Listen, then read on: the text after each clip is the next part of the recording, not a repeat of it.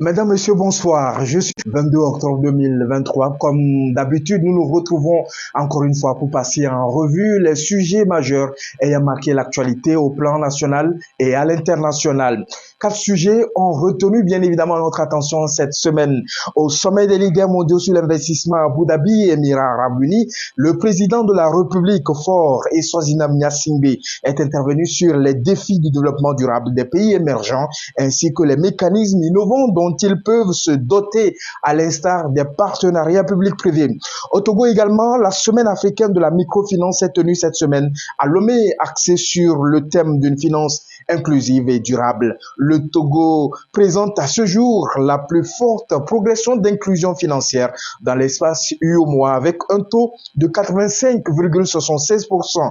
Retour dans cela sur les efforts du pays en matière de finances inclusives et le secteur de la microfinance dans notre pays, le Togo. Et puis hors de nos frontières, au Burkina Faso, la Confédération des travailleurs au Burkina donc juge les pratiques des militaires au pouvoir de liberticide. Et enfin, à Niamey, au Niger, les militaires du CNCP accusent le président renversé Mohamed Bazoum de tentative d'évasion. Retour sur le film des événements. Mesdames, Messieurs, comme chaque semaine, c'est devenu donc une coutume pour nous de revenir sur les sujets majeurs ayant marqué donc l'actualité nationale et internationale. Cette semaine, nous avons retenu donc de revenir et de donner notre point de vue, de faire l'analyse de ces quatre sujets ayant donc marqué l'actualité au niveau de notre pays et puis hors de nos frontières. Nous commençons donc par ce premier sujet, comme je le disais au sommet donc des leaders mondiaux sur l'investissement à Abu Dhabi, Émirats Arabes Unis. Le Togo a marqué par sa présence avec le déplacement effectif du président de la République, Faure Eswatini Gnassingbé, qui est donc intervenu à la tribune. Je cite: le cœur de mon propos aujourd'hui concerne à moyen terme le rôle de l'État que j'appellerais stratège. C'est le travail de fond sur le rôle de l'État qui, à l'horizon 2030, nous permettra donc de pleinement réaliser les ambitions d'investissement et donc par des partenariats publics-privés. Madame, Monsieur, cette présence du chef de l'État aux Émirats Arabes Unis nous donne ce soir l'occasion de revenir sur l'intérêt du déplacement du chef de l'État au niveau de cet événement-là, de cet événement mondial qui regroupe donc les leaders mondiaux qui se sont planchés donc sur l'investissement. Vous savez, notre pays, le Togo, est dans une dynamique pour les plus hautes autorités de notre pays. Le Togo doit rester un pays ouvert. Le Togo doit rester un pays qui est en progression en termes d'industrialisation. Donc, il est important donc d'aller chercher les investisseurs potentiels, d'aller chercher les intérêts du peuple togolais afin de renforcer la résilience de notre économie, afin de faire progresser le développement de notre pays. Vous savez, l'ambition portée par les plus hautes autorités de notre pays avec la création d'un portefeuille dédié donc à la promotion de l'investissement dans l'exécutif togolais, cela démontre à quel point le président de la République, le gouvernement tout entier tient donc à ce que notre pays soit un pays ouvert, un pays qui reste à la disposition de toute bonne volonté, de toute puissance, de toute entreprise, de toute multinationale qui a intérêt d'accompagner les ambitions du peuple togolais dans ce sens-là. Donc, je voudrais, avant toute chose, faire un commentaire par rapport à l'utilité et à ce que le déplacement du chef de l'État, ce qu'un tel déplacement du chef de l'État peut apporter à notre pays. Vous savez, lorsque dans les pays qui ont des ambitions comme le nôtre, les présidents se déplacent, le président ne se déplace pas seul véritablement. Le président se déplace avec les acteurs qui animent le secteur privé. Vous savez que notre pays a choisi de placer la dynamique de son développement sur le secteur privé.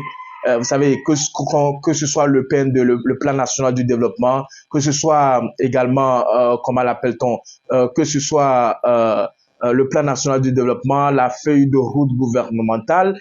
L'importance aujourd'hui, c'est de faire en sorte que le secteur privé soit le moteur de notre développement. Donc, vous imaginez bien évidemment que un tel déplacement du chef de l'État va permettre à ce que les acteurs du secteur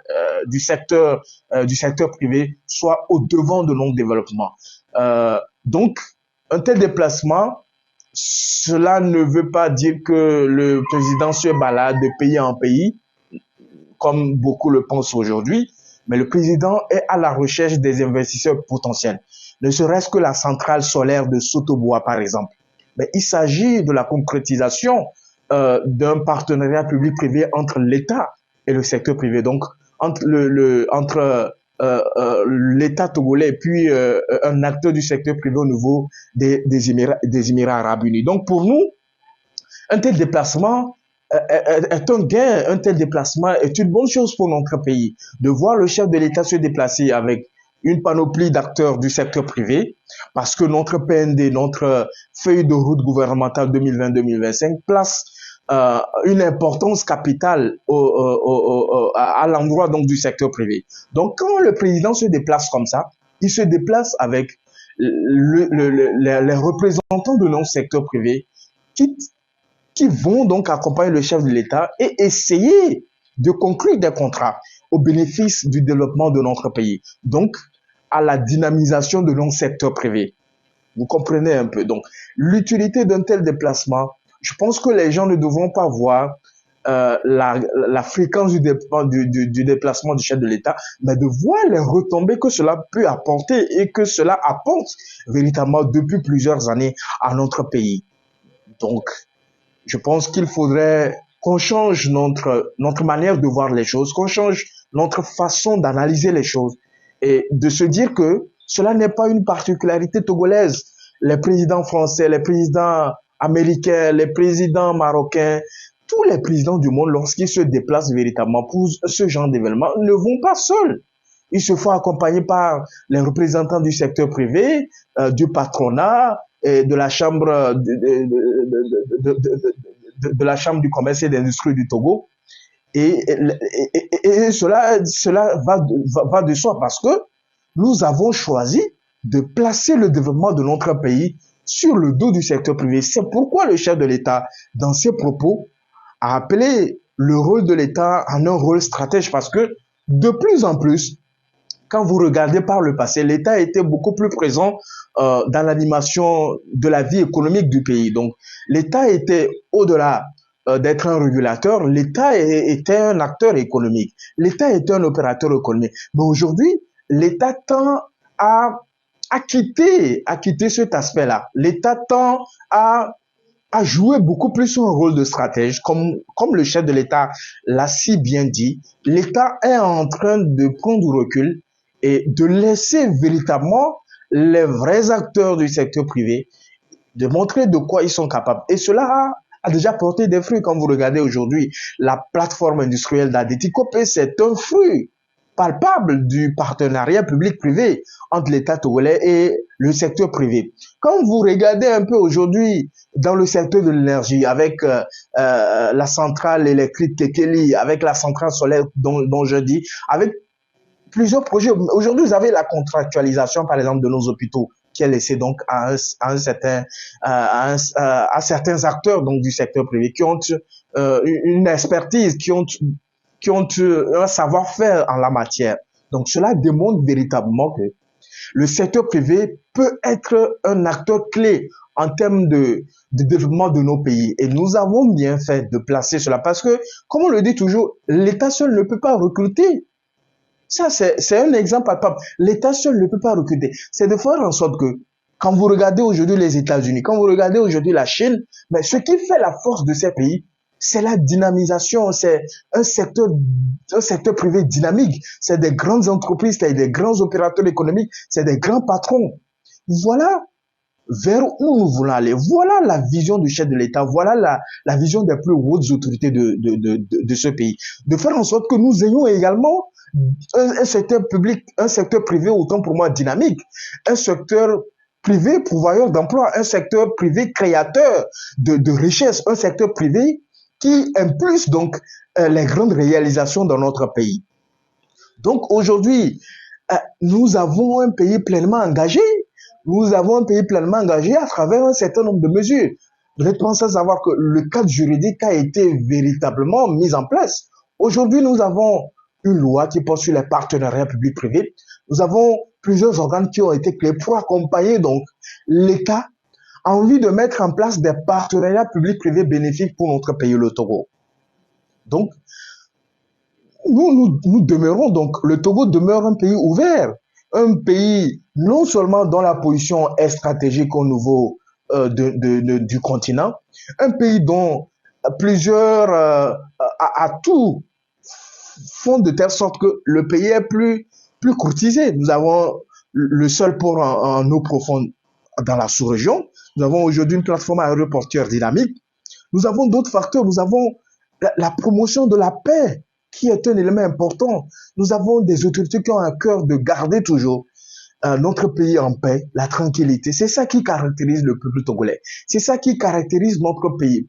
Nous avons eu la chance d'avoir un chef de l'État. Nous avons eu la chance d'avoir un gouvernement. Nous avons eu la chance d'avoir des autorités qui ont à cœur de préserver ce climat de paix qui règne, qui mettent les moyens pour promouvoir le climat de paix qui règne dans notre pays, qui font en sorte que notre sous-région soit une sous-région de paix, une sous-région de cohésion sociale, une sous-région où les gens peuvent se déplacer à n'importe quel moment.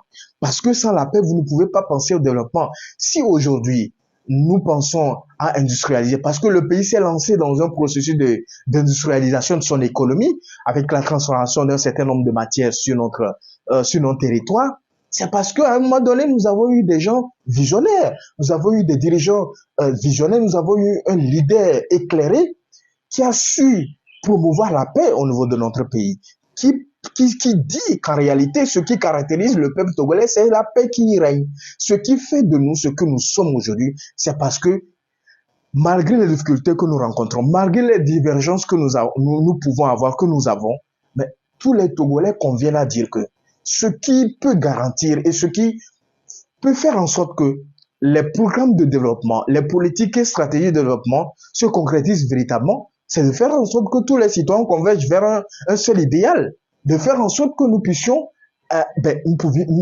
promouvoir la paix, rester toujours dans la cohésion sociale, faire en sorte que nos divergences, faire en sorte que les problèmes que nous rencontrons ne prennent pas le dessus, que nous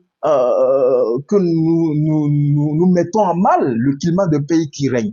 Donc, en réalité, le premier facteur, c'est que nous sommes en paix au Togo. Nous avons su, avec l'engagement des plus hautes autorités du pays, avec l'engagement de chaque citoyen, nous avons su préserver la paix qui règne. Nous avons su préserver la paix dans notre pays. Et c'est ça qui fait que, quand il y a la paix, nous pouvons penser au développement. Nous pouvons penser à l'investissement. Nous pouvons donc solliciter les gens à investir davantage dans notre pays. Voilà. Et donc, cette présence du chef de l'État à Abu Dhabi pour réfléchir sur l'investissement, comment est-ce que nous pouvions arriver à un développement durable, comment est-ce que le pays peut renforcer son industrialisation, comment est-ce que les différents projets contenus dans la feuille de route gouvernementale, qui, je le rappelle véritablement, la majorité des projets contenus dans la feuille de route gouvernementale doit se réaliser par le moyen des PPP, par le moyen des partenariats publics-privés. Parce que vous savez, dans nos pays où nous avons des difficultés en termes budgétaires, où nous avons des difficultés à mobiliser des ressources, parce que nous avons une économie plus ou moins informelle, donc majorité, c'est maintenant, et il faut féliciter les plus hautes autorités de ce pays qui ont su également, sur ce plan-là, mettre en place un programme qui vise à passer de l'informel vers le formel. En mettant en place, par exemple, la DOSI, de faire en sorte que le secteur informel, qui constitue donc un manque à gagner pour le trésor public, de faire en sorte que, pour les impôts et tout ce que vous connaissez, de faire en sorte que qu'on puisse accompagner le secteur informel, qui constitue donc une part importante de notre économie, à se formaliser au fur et à mesure, et que cela constitue une part importante de revenus pour l'État, de faire en sorte que si aujourd'hui nous avons 300 entrepreneurs dans l'informel, et que ces 300 entrepreneurs dans l'informel se formalisent au fil des ans, cela constitue vraiment un gain pour l'État parce qu'il y aura, par exemple, des impôts, il y aura la création des emplois, il y aura tout ce que vous savez autour de cela. Donc, aujourd'hui, vous avez un secteur dynamique, vous avez un secteur privé dynamique, vous avez des autorités qui ont de l'ambition, vous avez un chef d'État, un leader éclairé et qui travaille à ce que nous puissions industrialiser davantage notre pays. Parce que plus vous avez des entreprises qui s'installent dans votre pays, plus vous créez de l'emploi pour votre jeunesse, plus vous créez de l'emploi pour votre population, plus vous créez de la richesse pour le développement de votre pays. Parce que si aujourd'hui nous avons par exemple au niveau de la plateforme industrielle d'Adéticopé des entreprises qui s'installent, qui réussissent dans la transformation des matières premières, nous avons d'autres entreprises qui s'installent par-ci, par-là. Nous avons des investisseurs qui ont à cœur d'accompagner nos pays dans la construction, dans la construction des infrastructures électriques, des infrastructures solaires, et cela va de soi que plus le pays améliore ses capacités infrastructurelles, plus le pays améliore ses capacités d'employabilité, donc de création d'entreprises, plus nous créons d'emplois, plus nous résolvons notre problème, nous résolvons le problème de chômage au niveau de notre population. Voilà l'intérêt d'une telle présence du chef de l'État à Abu Dhabi. Beaucoup peuvent dire que ils ne voient pas l'intérêt aujourd'hui, mais demain ils verront l'intérêt. Demain ils verront l'intérêt, pas demain même, parce que les fruits de ces déplacements des officiels de notre pays ne sont plus à présenter. Les grands projets d'envergure dans le secteur des infrastructures routières, dans le secteur de l'énergie, dans le secteur minier, dans le secteur industriel, n'est plus à présenter. La concrétisation de plusieurs projets aujourd'hui démontre à suffisance que les déplacements des officiels du pays, notamment les déplacements du chef de l'État en personne, créent une valeur ajoutée donc au développement de notre pays. Voilà. Donc, je pense qu'il est important que les gens changent leur mentalité, que les gens voient, au lieu que les gens voient les frais ou les dépenses que cela occasionne, mais que les gens voient ce que cela peut nous apporter en termes de revenus, en termes de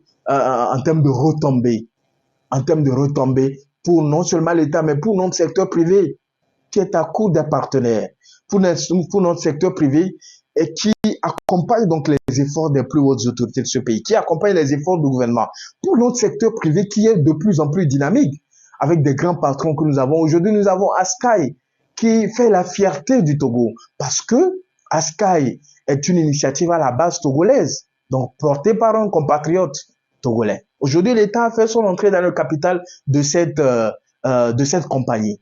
Donc, je pense qu'aujourd'hui, et pour ne pas avoir la prétention d'expliquer un peu l'idée de stratégie de l'État, c'est de faire en sorte que l'État intervienne de moins en moins dans le secteur de la concurrence, donc sur le terrain de la concurrence, donc en termes économiques, que l'État se désengage de plus en plus, mais que l'État joue plus le rôle de stratège, c'est-à-dire en mettant par exemple le cadre juridique approprié en place, en mettant les mesures d'accompagnement des acteurs du secteur privé en place, en accordant certaines facilités donc à ceux qui voudraient investir dans notre pays.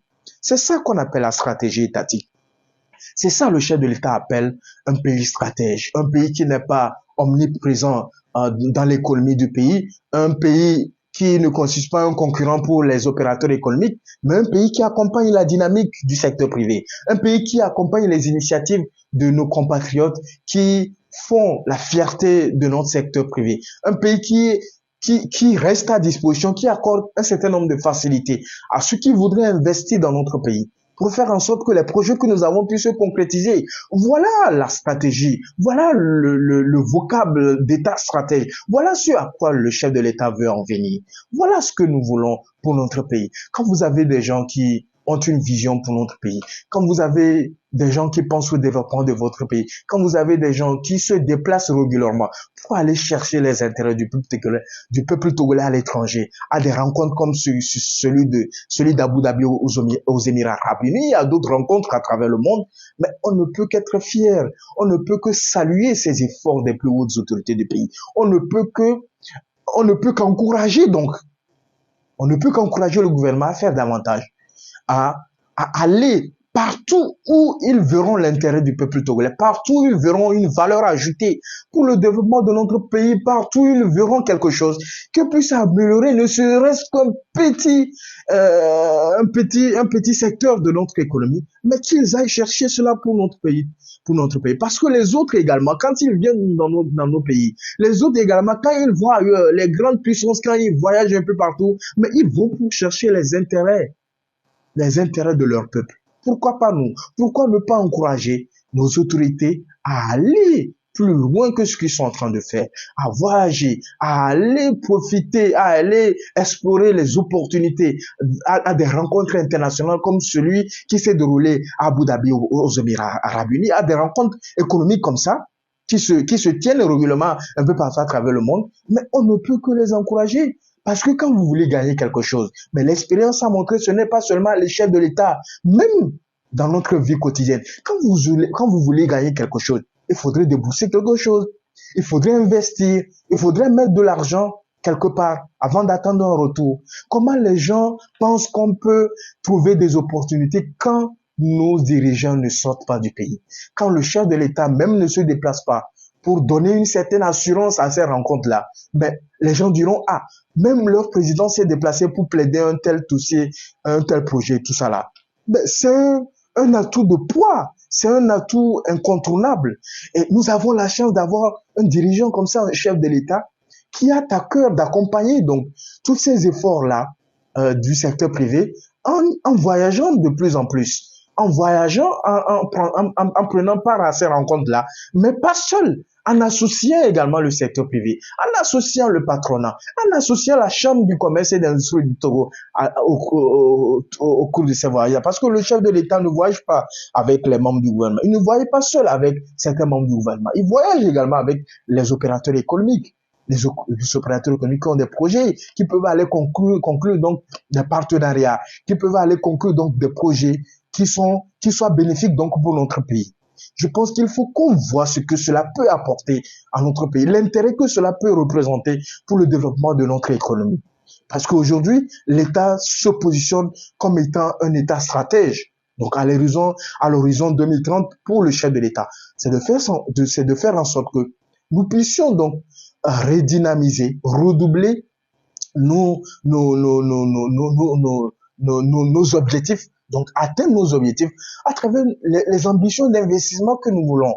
Parce que si nous prévoyons des projets dans le cadre de nos politiques de développement, dans nos stratégies de développement, il est important qu'on aille chercher l'argent. Il est important qu'on aille chercher la technologie, la compétence nécessaire. Si nous n'avons pas ça au plan national, mais il faut qu'on aille chercher ça avec à la clé, qu'à la fin, qu'on puisse avoir un transfert de technologie, un transfert de compétences, que les Togolais, nous, les Togolais qui sommes là, qui n'avons pas des compétences dans ce sens-là, que ceux qui viennent investir dans notre pays, ceux qui amènent l'expertise, ceux qui amènent la compétence, mais qu'ils puissent pouvoir transmettre cela, transmettre cette compétence-là, transmettre cette technologie donc aux Togolais qui se soucient donc et qui ont à cœur donc de s'engager dans ce domaine-là. Voilà l'objectif que nous visons. Aujourd'hui, nous sommes heureux, nous sommes contents de voir que nous avons un dispositif juridique adéquat pour aller dans ce sens-là, avec la concrétisation de plusieurs projets par le moyen des partenariats publics-privés. Cela ne fait aucun doute. Cela ne fait plus aucun doute. Il n'y a plus à douter. Le pays en marche. Le Togo, notre pays, est inéluctablement en marche vers son développement tant attendu. Nous voulons que notre pays s'industrialise davantage. Nous voulons avoir des industries qui s'installent dans notre pays, qui créent de la richesse, qui créent de l'emploi pour notre population. Et ça, mais cette vision est portée par les plus hautes autorités de notre pays. Cette vision est portée par le chef de l'État. avec les différents actes qu'il a eu à mettre en place, avec ces différentes interventions dans les grands rendez-vous à travers le monde. Donc, je pense que nous devons accompagner ces efforts-là en tant que Togolais. Nous devons faire tout ce qui est de notre possible dans notre domaine spécifique, de faire en sorte que les autorités se sentent accompagnées, que les réformes qui sont mises en place, que nous puissions les transposer facilement dans chaque secteur. Parce que le chef de l'État qui met en place des réformes, le gouvernement qui met en place des mesures, le gouvernement ne viendra pas mettre en œuvre cela. C'est nous, les gouvernants, c'est nous, les citoyens, c'est nous, les gouvernés, c'est nous qui devons donc mettre en place ces mesures-là. Nous devons faire en sorte que ces mesures-là se réalisent véritablement. Nous devons faire en sorte que ces actions-là, ces réformes-là, que ces réformes-là puissent se réaliser.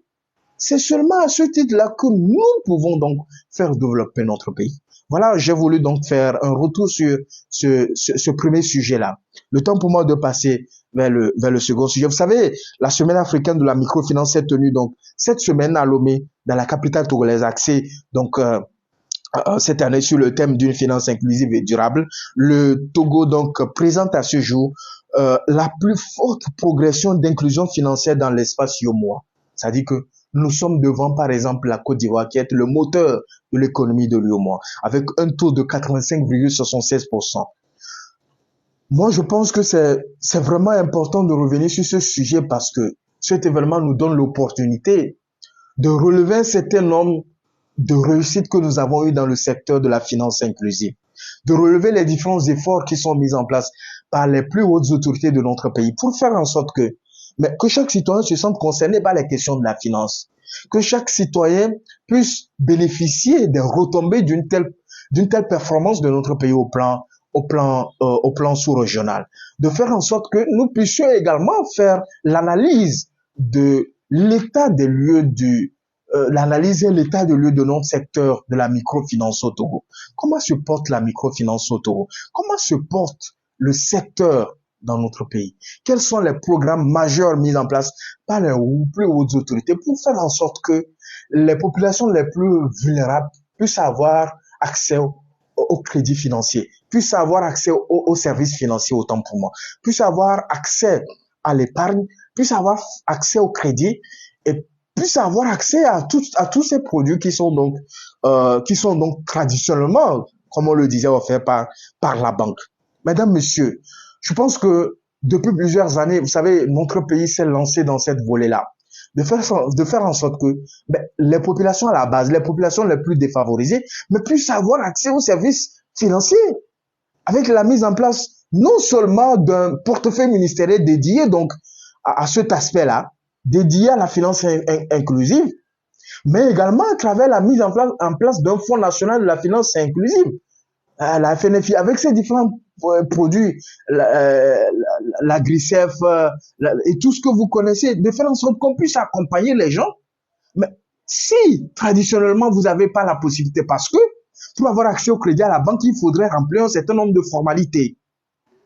Vous convenez avec moi? Donc si aujourd'hui nous avons des populations qui n'ont pas donc cette capacité-là de remplir à ces conditions donc établies par les banques, de faire en sorte que ces populations défavorisées-là puissent être incluses dans l'évolution financière de notre pays. Donc, à travers la mise en place du Fonds national de la finance inclusive, un certain nombre de crédits ont été mis en place afin d'accompagner non seulement les commerçants, donc les commerçants, les entrepreneurs dans un certain nombre de secteurs, les agriculteurs également, avec la mise en place d'un crédit spécifique, pour essayer de les accompagner à un taux d'intérêt assez minime que vous ne trouverez pas dans les banques. Donc, vous avez ce volet-là qui a été mis en place avec la volonté du chef de l'État de faire en sorte que les populations défavorisées puissent être prises en compte à travers ces programmes-là, mis en place avec la mise en place du Fonds national de la finance inclusive. Mais l'État ne s'est pas arrêté à ce stade-là. L'État allait plus loin en mettant en place des programmes à travers le ministère du Développement à la base, de faire en sorte que les populations qui sont considérées comme des populations pauvres, les ménages qui sont considérés comme des ménages pauvres, puissent avoir une mensualité à la fin du mois. L'État fait des virements monétaires à ces ménages-là, qui puissent leur permettre non seulement de pouvoir subvenir à leurs besoins, mais également de pouvoir épargner pour entreprendre une activité génératrice de revenus. Vous voyez un peu. Mais au-delà de ça, l'État allait plus loin. Vous savez que le monde a été frappé par cette épidémie de Covid-19. Mais l'État s'est démarqué, l'État togolais s'est démarqué au plan international, au plan africain, à l'international, par cette ingénieuse initiative qui a été mise en place. Notamment, comment on l'appelle, avec comment je peux l'appeler, Novici, le programme Novici, qui a permis donc de transférer un certain nombre de montants de façon mensuelle à des populations jugées ou à des personnes jugées vulnérables au sein de la population. Donc, vous avez ce volet-là qui fait en sorte que nous avons aujourd'hui, nous avons aujourd'hui une inclusion financière pas possible. Parce qu'au-delà des populations qui sont en mesure de pouvoir se procurer, de pouvoir bénéficier des services financiers classiques, donc les services financiers des banques en place, mais nous sommes allés plus loin en pensant à des personnes défavorisées, à des populations vulnérables, mais qui, eux, n'ont pas cette capacité-là d'avoir du crédit, d'épargner et tout ça là, en mettant en place ces différents programmes-là pour leur permettre donc de bénéficier également des retombées de notre développement, de bénéficier également des efforts de modernisation et d'avancement de notre pays. Donc, en mettant en place ces différents programmes-là, qui leur permettent donc également de bénéficier donc de l'accompagnement de l'État dans ce sens-là. Vous voyez un peu. Mais on ne peut pas également rester sous silence avec le secteur banquier qui est en pleine progression avec l'arrivée de plusieurs banques au Togo, avec, je ne veux pas appeler le nom de banques pour faire leur publicité gratuitement. Donc, nous avons des banques qui sont installées dans nos pays. Nous avons également des banques qui ont leur siège dans notre pays, le Togo. Cela démontre à suffisance que notre pays est un pays sûr. Notre pays est un pays propice pour les investissements. Notre pays est un pays de stabilité. Notre pays est un pays de paix. Et cela n'est pas le fruit du hasard. Cela est le fruit du travail des plus hautes autorités, notamment le chef de l'État, avec l'engagement du président de la République, qui veut que notre pays soit un pays ouvert, que notre pays soit un pays qui accueille tout le monde, que notre pays soit un pays qui collabore avec tout le monde, du moment où nous pouvons trouver quelque chose d'utile pour améliorer les conditions de vie et de travail de nos populations. Voilà l'ambition des plus hautes autorités de notre pays. Voilà l'ambition que porte le chef de l'État pour la population togolaise. Voilà. Donc, le secteur de la finance inclusive, les différents efforts, les différents programmes, les différentes actions font en sorte que il est normal que nous puissions être à la tête au niveau de l'UEMOA avec une croissance pas possible, même devant la Côte d'Ivoire, devant les autres pays de l'UEMOA également. Mais à côté de cela, je pense que cet événement qui s'est déroulé à Lomé nous donne l'opportunité également de revenir sur comment se porte le secteur de la microfinance dans notre pays. Aujourd'hui, nous avons plusieurs microfinances. Nous avons des fêtières, nous avons des coopératives, nous avons pas mal de microfinances qui sont dynamiques, qui sont un peu partout. Donc, les services financiers décentralisés qui offrent donc des services que la banque classique ne peut pas offrir à des gens qui ne remplissent pas un certain nombre de... Parce qu'à la banque, il faut pas mal de formalités. Mais les services les services financiers décentralisés, les microfinances ont cette capacité-là, donc, de pouvoir faciliter, de pouvoir rendre plus facile l'accessibilité donc des populations aux services financiers. Donc aujourd'hui, nous avons plusieurs microfinances au Togo qui s'installent véritablement, qui font un bon travail. C'est vrai, qui accompagnent donc la femme, la ménagère d'à côté, la petite commerçante de l'autre côté, l'entrepreneur à côté ici, qui offre des petits crédits pour lui permettre d'accroître son commerce et tout ça là. Donc nous avons donc ces gens-là qui travaillent vraiment dans ce sens-là, pour que ceux qui ne sont pas éligibles au niveau des services financiers classiques, au niveau des banques, mais puissent se tourner vers ces microfinances autour. Mais à côté, comme on le dit toujours, il y a des brebis galeux. Nous avons eu aujourd'hui, nous avons eu par le passé des microfinances qui se sont installées. À peine quelques années d'exercice, quelques mois d'exercice, ils sont partis avec l'argent des membres. Ils sont partis avec l'argent des pauvres Togolais. Ils sont partis comme ça. Et cela a mené l'État togolais à prendre un certain nombre de mesures pour renforcer, pour garantir l'épargne des populations. Pour garantir l'épargne. Donc désormais, quand vous voulez vous installer en tant que microfinance dans notre pays, vous devez offrir une certaine somme en termes de garantie. Vous devez remplir un certain nombre d'exigences. Donc l'État, compte tenu de ces problèmes-là qui se sont déroulés, mais l'État a jugé bon de corser donc les conditions d'installation ou de création de microfinance. Vous voyez un peu?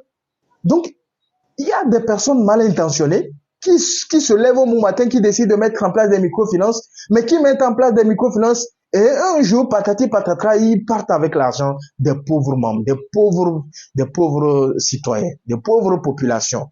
La personne s'est débrouillée pour cotiser chez vous. La personne s'est démerdée pour créer un compte et a commencé par épargner.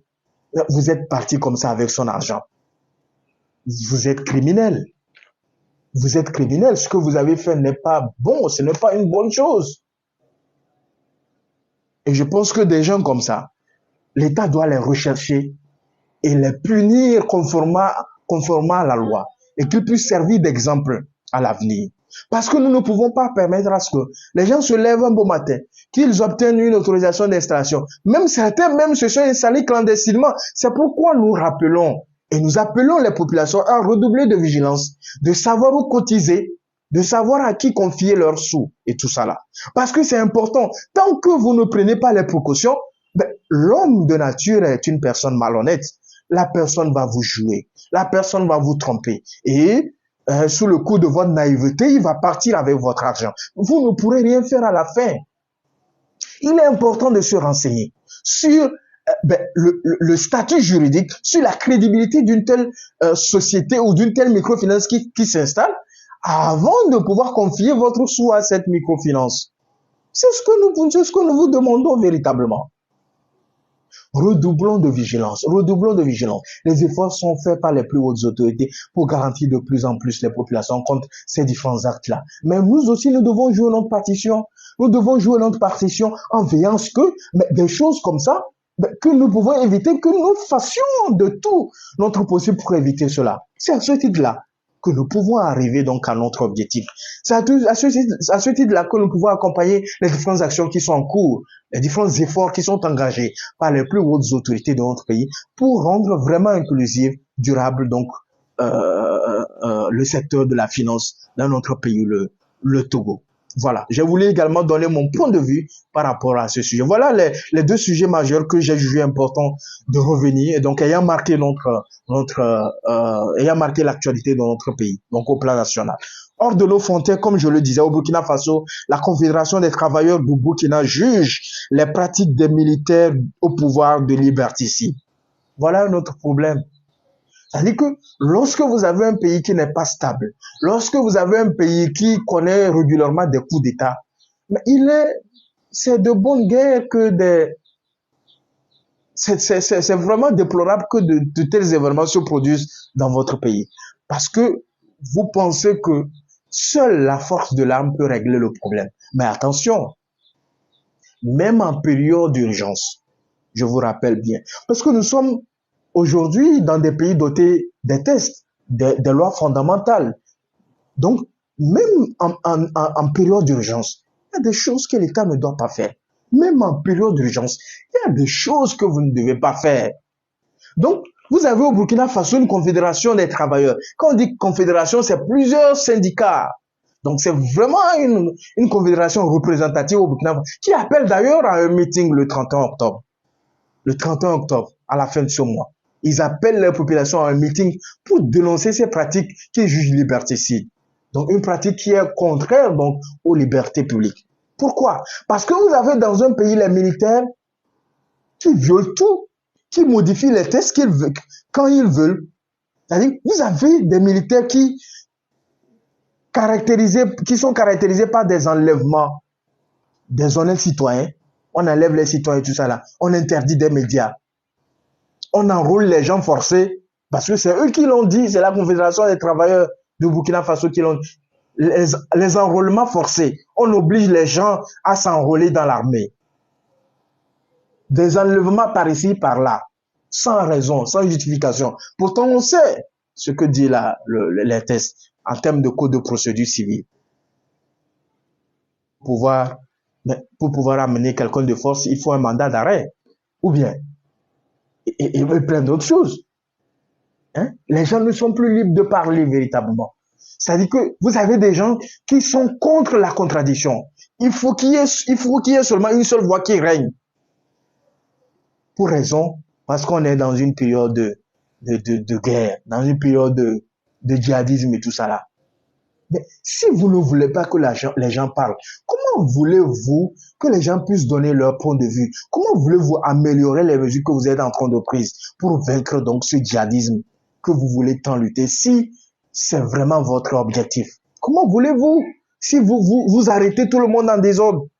Si vous interdisez les médias d'émettre parce que le média a fait telle chose? Si vous arrêtez les journalistes parce qu'ils ont osé dénoncer telle chose et telle chose, comment voulez-vous que les choses avancent? Je vous rappelle bien, même en période d'urgence, il y a des choses qu'on ne fait pas. Si c'était une autre personne qui était sortie pour dire quoi que ce soit, on allait dire, ah, la personne est contre les militaires au pouvoir, la personne est contre donc les efforts de reconquête du territoire. Mais là, ce sont des Burkinabés qui sortent. Ce sont des travailleurs, la confédération des travailleurs, la confédération syndicale, donc la confédération des travailleurs donc, du Burkina Faso, qui dénoncent donc certaines pratiques des militaires au pouvoir pour dire que ce qu'ils sont en train de faire est contraire à la loi. Donc, jugés liberticides. Ils le font parce qu'ils pensent que c'est ça. Ils ne prennent pas en compte ce que dit la loi. Donc, ils modifient les textes comme ils veulent. Parce que vous avez une Assemblée nationale de transition. Mais demain, les lois qui sont votées aujourd'hui, demain, il faut toujours penser à demain. Quand il y aura un régime qui va venir encore, il va défaire tout ça là. Est-ce que c'est ce que nous voulons pour nos États? Est-ce que c'est ce que nous voulons pour notre sous-région? Est-ce que c'est ce que nous voulons pour le Burkina Faso? Quand on dit aux gens que les coups d'État n'ont jamais fait développer un pays, ils vont penser que nous sommes contre eux. Pourtant, c'est la réalité. On ne développe pas un pays par un coup d'État. Montrez-moi juste un exemple d'un pays qui a su se développer à travers le coup d'État. Il n'y en a pas. Parce qu'après, ils se sont rendus compte que, en réalité, ce ne sont pas les armes qui dirigent le pays. Il faut revenir à la réalité. Donc, il faut des gens visionnaires. Il faut des gens qui soient capables donc de réfléchir. Ça, gouverner un pays, c'est autre chose carrément. Ce n'est pas diriger un régime. Non, c'est carrément autre chose. Gouverner un pays, c'est toute une autre chose. Et moi, je suis de ceux qui pensent que les militaires qui sont au pouvoir au Mali, au Burkina Faso, au Niger, leur place est dans la caserne. Mais l'État a plus besoin d'eux sur les champs de bataille. On a besoin de commandants pour diriger donc les offensives militaires. On a besoin d'un colonel pour donner des ordres sur un champ de bataille. On n'a pas besoin d'un colonel à la tête d'un pays. On n'a pas besoin de commandant à la tête d'un pays. S'il veut faire de la politique, parce que nos textes le prévoient, si un militaire veut faire de la politique, mais la loi l'autorise, à condition qu'il enlève sa tenue de militaire, mais qu'il revient en civil et qu'il vienne conquérir donc le pouvoir et pouvoir l'exercer. Et non pas prendre l'arme parce qu'il a la force de l'arme, il vient prendre l'arme. Et puis, parce qu'il a l'arme et l'autre partie n'a pas d'arme, il prend le pouvoir par la force. Ce qu'ils sont en train de dénoncer, c'est ce qu'ils sont en train de faire. C'est ce qu'on appelle en français, c'est une dictature. C'est une dictature. Et si cela restait là, ça allait être mieux. Mais quand ces gens-là, ces personnes-là prennent le pouvoir, ils ne permettent aucune contradiction. Ils ne veulent pas entendre I à la place de O. Ils veulent tout imposer. Mais si ce n'est pas de la dictature, comment on peut appeler ça? C'est de la pure dictature, mesdames, messieurs. Il n'y a pas autre chose que cela. C'est la dictature. Il faut qu'on dénonce cela. Il faut qu'on dénonce les pratiques liberticides. Il faut qu'on dénonce les violations des droits de l'homme. Il faut qu'on dénonce les différentes formes de violation des droits des citoyens dans un pays. Mais il faut qu'on le fasse. Il faut qu'on dénonce pour que les choses rentrent dans l'ordre. Et ça, moi, je le dis véritablement. Je le dis véritablement. Faisons vraiment en sorte que nos pays soient des pays de paix, de stabilité. Que le régime soit un régime fort. Quand le pouvoir est instable, il est impossible de penser au développement. Il faut qu'on ait un pouvoir fort, même, je dirais, un pouvoir puissant. Un chef de l'État qui est d'ailleurs même le chef de village, le chef canton. C'est-à-dire qu'il doit agir en termes de chef, qui peut donc permettre à ce que son pays ait une certaine stabilité, puisse promouvoir la paix, puisse mettre en place des politiques et des stratégies de développement, puisse créer de la richesse et qu'on pense donc au développement de nos pays, la création des emplois, la création des richesses et tout ça là. Quand est-ce que nous voulons penser à cela? Si nous sommes occupés à faire des coups d'État, si nous sommes occupés à dire que tel ne fait pas bien, tout comme si nous venons au pouvoir, nous allons faire mieux que cette personne-là. La preuve, ils sont venus, qu'est-ce que cela a changé en termes de gouvernance? La corruption est toujours est toujours de rigueur. Les détournements de deniers publics sont toujours de rigueur. Allez-y voir. Ce n'est pas seulement les beaux paroles, les belles paroles autant pour moi. Ce n'est pas seulement les beaux discours. Mais un leader, un dirigeant, c'est les actes. On veut le voir à travers les actes. Voilà. Vous prenez des mesures en désordre. Vous bafouez donc les libertés publiques. Vous bafouez donc les droits des citoyens. Ce n'est pas bon, ce n'est pas une bonne chose. Nous devons nous ressaisir, nous devons dénoncer ces pratiques-là pour que ces gens-là sachent que, mais on ne permettra pas que ces choses-là arrivent au nom de quoi que ce soit, au nom du terrorisme, au nom du djihadisme. On ne permettra pas que ces choses-là se fassent et se produisent dans nos communautés parce que on se dit que on est là pour lutter le terrorisme, donc on ne peut faire n'importe quoi. Mais il faut qu'on fasse des choses dans la règle de l'art. Il faut qu'on fasse ça, mais dans le prisme de la loi, de la règle de droit. Voilà, mesdames, messieurs, ce que je voudrais donner comme point de vue sur cette affaire-là, sur cette situation-là au Burkina Faso, notre pays voisin. Pour finir, je pense que nous allons aller à Niamey. À Niamey également, cette semaine où les militaires du Conseil national pour la sauvegarde de la patrie accusent le président renversé Mohamed Bazoum de tentative d'évasion. Voilà aussi un cas. Des gens, au lieu de chercher à voir dans quelle mesure ils peuvent faire sortir leur pays qui est sous sanction aujourd'hui. Donc, vous avez un pays aujourd'hui qui est sanctionné par la CEDEAO. Vous avez un pays aujourd'hui dont l'Union européenne a coupé son aide budgétaire. Vous avez un pays aujourd'hui dont les États-Unis également, tout récemment, a fini par qualifier ce qui s'est passé au Niger de coup d'État et a coupé son aide budgétaire au Niger. Vous avez les pays comme l'Allemagne qui ont coupé leur aide également. Vous avez le Luxembourg. Vous avez autant de pays aujourd'hui. Et ce pays-là, entre-temps, s'est permis ce vilain loisir-là de se tourner le dos les Nations Unies, qui restait d'ailleurs un allié, parce que c'est les États-Unis qui ont convoyé un certain nombre d'aides humanitaires pour la population. Parce que les rapports disent que si rien n'est fait, le pays risque de connaître ce qu'on appelle une crise alimentaire.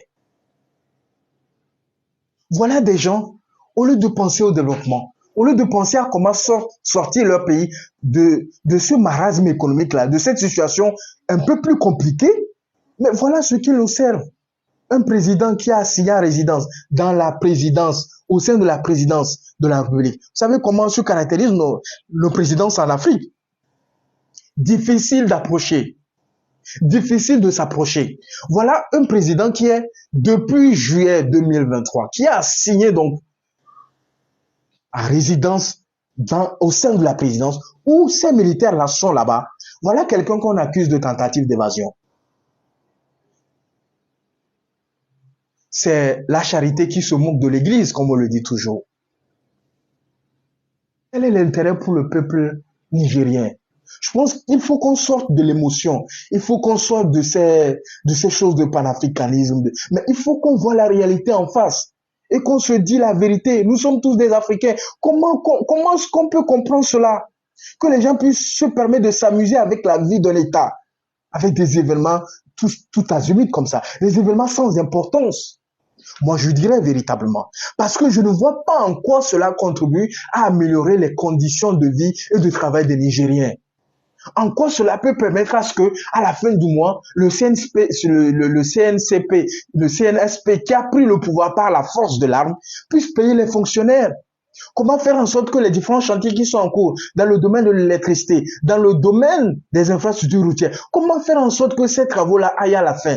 Voilà les grands enjeux. Voilà donc la préoccupation des uns et des autres au niveau de ce pays. Pas ce qu'ils sont en train de faire là.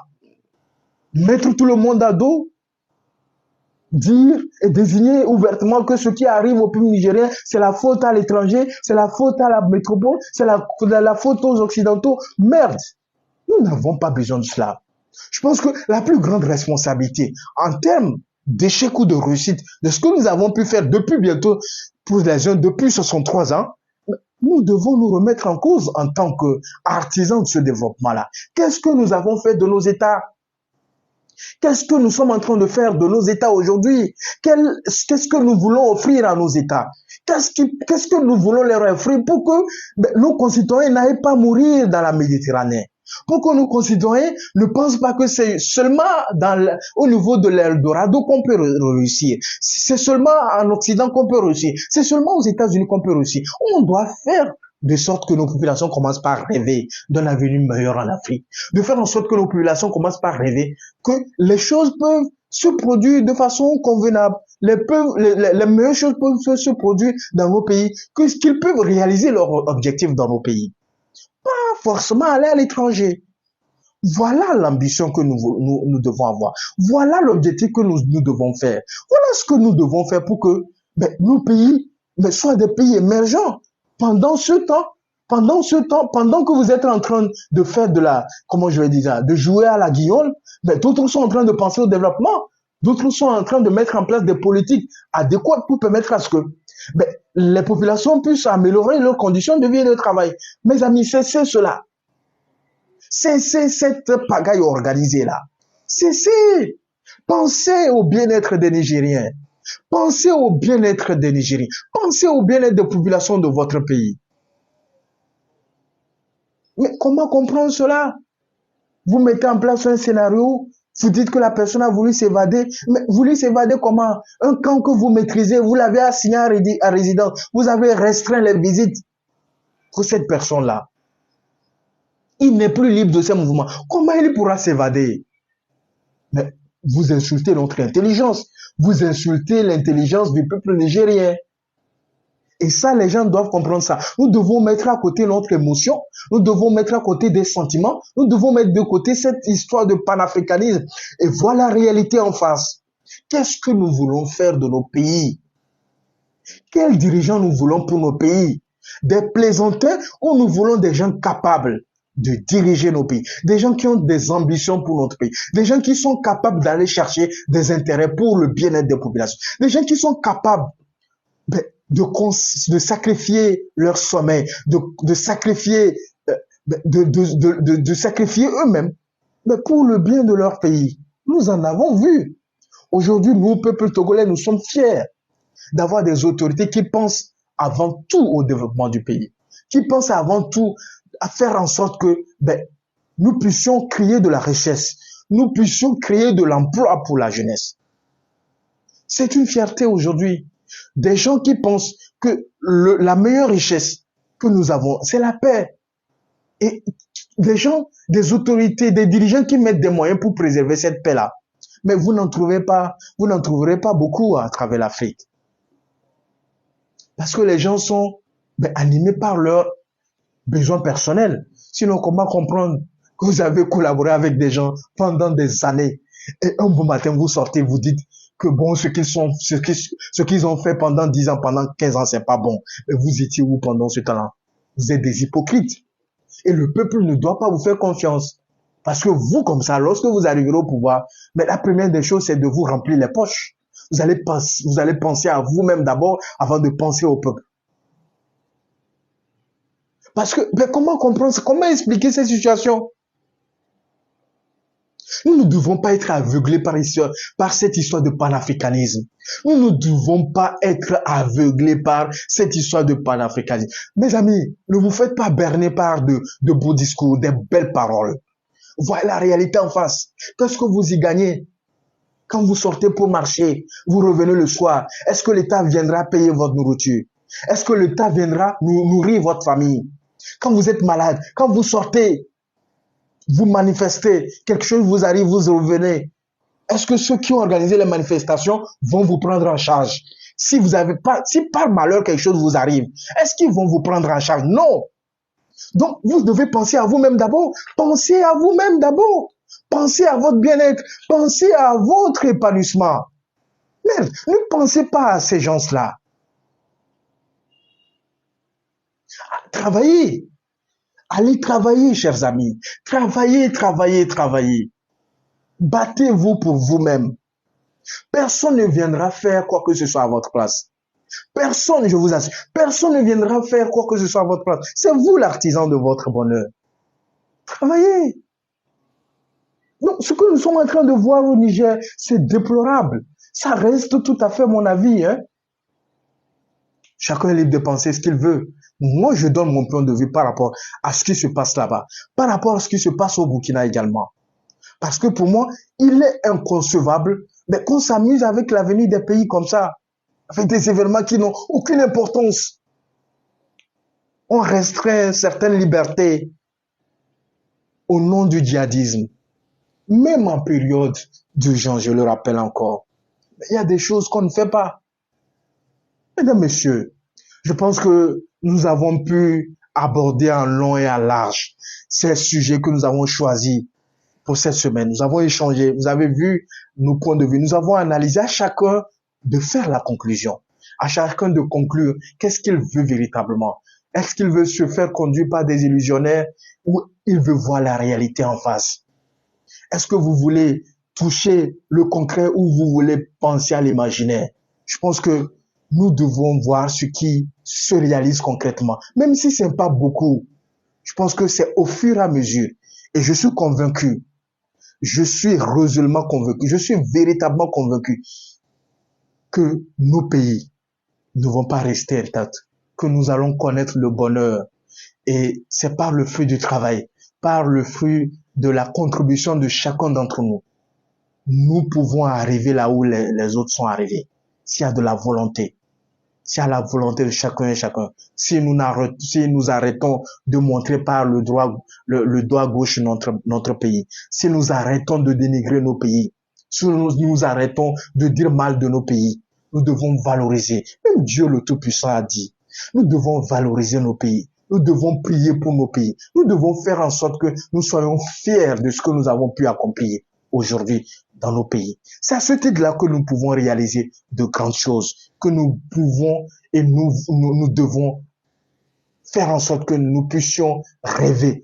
Nous devons rêver grand, rêver jusqu'à ce que cela devienne une réalité. C'est ce que je peux vous dire. C'est ce que nous pouvons nous dire aujourd'hui. Gardez toujours patience. Gardez toujours patience. Se dire que même si aujourd'hui c'est difficile, demain sera meilleur. Demain sera mieux qu'aujourd'hui. Nous devons vivre avec cette phrase-là. Nous devons vivre avec cette idée-là. Aujourd'hui ne sera pas comme demain. Demain sera meilleur à coup sûr. Mesdames, Messieurs, ce fut un plaisir d'avoir partagé ces instants avec vous. Et comme vous le savez, je suis très content à chaque fois que je vous retrouve véritablement chaque semaine pour décrypter ensemble, pour passer en revue les sujets majeurs ayant marqué l'actualité au niveau de notre pays, donc au plan national et puis à l'international, au niveau de notre continent africain. Mesdames, Messieurs, tout en espérant vous retrouver la semaine prochaine, je vous souhaite de passer une très belle soirée et très bon début de semaine à toutes et à tous.